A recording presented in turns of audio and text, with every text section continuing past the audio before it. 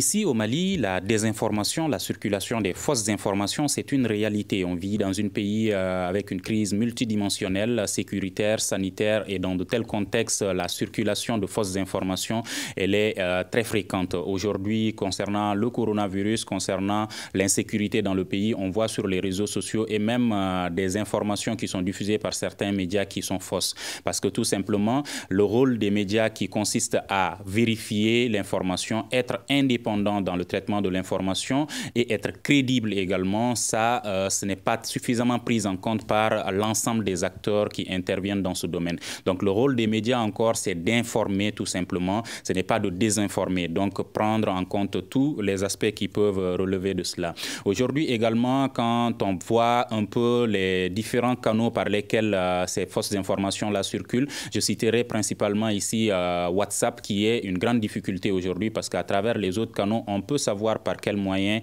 combattre cela. Mais WhatsApp, aujourd'hui, difficile de trouver quelqu'un qui peut nous dire en réalité comment est-ce qu'on peut lutter contre la désinformation à travers ce canal-là. Parce qu'on ne maîtrise pas les différents groupes dans lesquels cette fausse information est passée.